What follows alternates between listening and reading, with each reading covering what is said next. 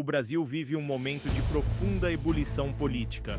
As recentes pesquisas de opinião mostraram uma guinada inesperada. Enquanto o governo Lula enfrenta uma desaprovação que já ultrapassa metade da população, Jair Bolsonaro, mesmo inelegível até 2030, lidera as intenções de voto em cenários simulados.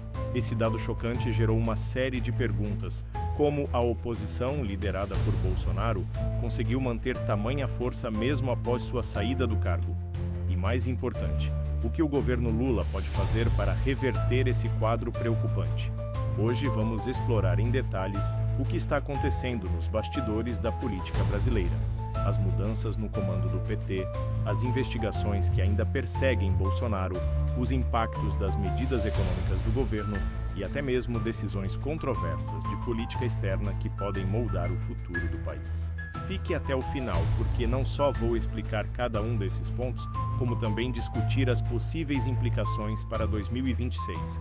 E claro, inscreva-se no canal, ative o sininho e deixe seu like para continuar recebendo análises completas como esta. Na verdade, eu quero uma análise do senhor sobre essas pesquisas de popularidade que vem mostrando o governo cada mês a mês, pesquisa a pesquisa, com pior avaliação, queda na popularidade. Queria o senhor, como tantos anos no PT, na política há tanto tempo, entende do riscado. Conta pra gente, na sua avaliação, o que está acontecendo com o governo? O governo, por que as pessoas não estão gostando, não estão aprovando o governo, senador? Bem, uma das razões eu vejo como essa, quer dizer, quando as pessoas comparam, elas não comparam com o governo que passou, onde nós temos aí indicadores extremamente importantes para mostrar a qualidade do nosso governo nessa comparação. A comparação é com os governos anteriores do PT. Então, questões extremamente relevantes, como Bolsa Família, que foi desmontado, farmácia popular, Minha Casa Minha Vida, enfim, já são dados para as pessoas como conquistas que já foram obtidas. E há aí uma expectativa de que novas coisas surjam. Tanto que um dos programas mais bem avaliados é um que é uma novidade, o chamado Pé de Meia, não é? Eu acho que essa é uma questão.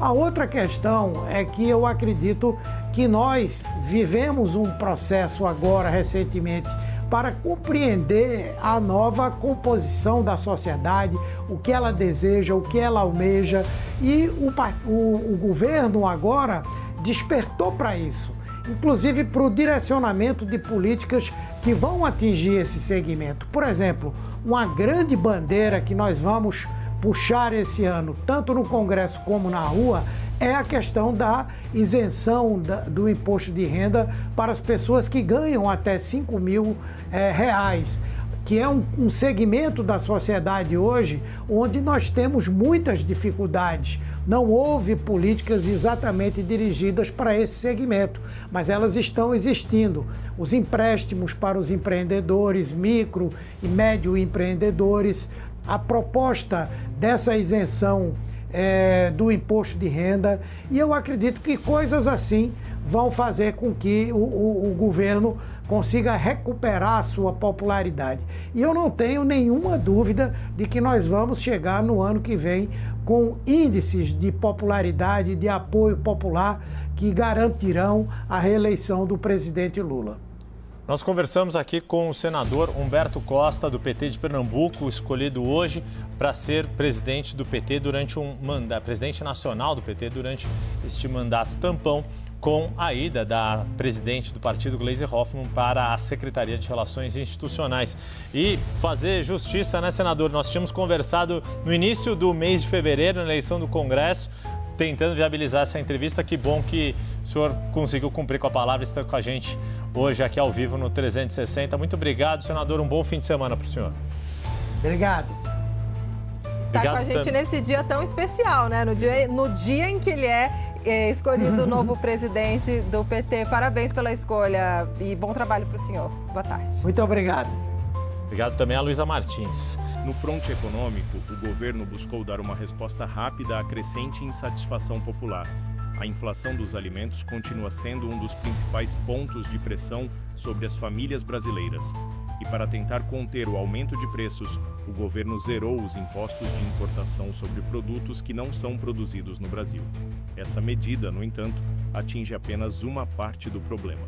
Itens de produção nacional, como arroz, feijão e café, ainda sofrem com custos elevados, que não serão impactados pela isenção tributária. Além disso, ao sugerir que um aumento de salários poderia ajudar a aliviar a situação, o governo também abre margem para uma nova rodada de inflação, caso não haja um controle paralelo de custos.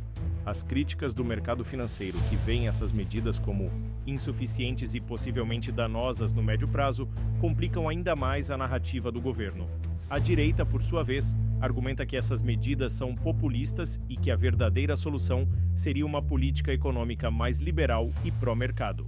O governo acaba de anunciar que vai zerar a alíquota de importação de uma série de produtos na tentativa de baratear o preço dos alimentos.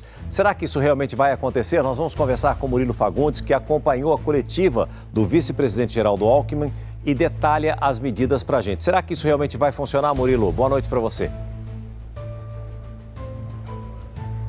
Torcemos por isso, né, César? Boa noite para você, para quem nos acompanha.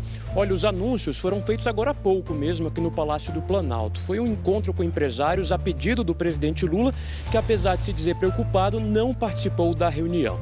O vice-presidente Geraldo Alckmin, então, anunciou que 9 produtos terão imposto de importação zerado.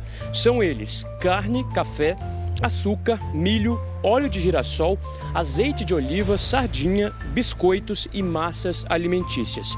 Dentre outras medidas, estão aí uma flexibilização na fiscalização sanitária de alguns produtos e o estímulo ao Plano Safra. O vice-presidente da República diz que o governo está abrindo mão de receber impostos para beneficiar o consumidor e disse que essas propostas não têm um prazo determinado. Vamos ouvir o que ele disse e vamos ouvir também o que disse um representante do setor açucareiro. Todas elas são medidas desde regulatórias até medidas tributárias, que o governo está abrindo mão de imposto, está deixando de arrecadar, abrindo mão de imposto para favorecer a redução de preço. Não há necessidade na portaria de ter o prazo, não há necessidade. O objetivo é redução de preço de alimentos para a população. Será o prazo necessário. Todos esses setores olharam com bons olhos o aumento desses produtos e da competitividade desses produtos e um esforço conjunto de baratear o preço do alimento num momento em que o mundo inteiro tem inflação de alimentos, ou seja, os alimentos estão caros no mundo inteiro, e no Brasil a gente está tendo aqui um esforço público-privado para que a gente possa reduzir o preço desses alimentos ao consumidor. Apenas uma pergunta: não era mais fácil reduzir os impostos de quem produz, de quem fabrica aqui no nosso país? Pelo 4º ano consecutivo, o SBT News é a marca mais confiável de jornalismo no Brasil, de acordo com o Instituto Reuters. 62% dos brasileiros consideram o SBT News e o SBT Brasil a fonte mais segura de informação. Além das reportagens da TV, com o SBT News você tem acesso a conteúdos exclusivos quando e onde quiser. SBT News. Notícias que você pode confiar. Se você quer continuar acompanhando análises aprofundadas como esta, não se esqueça de se inscrever no canal, deixar seu like e ativar o sininho para receber as notificações. Assim, você sempre estará por dentro dos acontecimentos mais importantes da política brasileira e dos impactos que podem moldar nosso futuro. Junte-se a nós nessa discussão e participe da construção de um Brasil mais informado e conectado.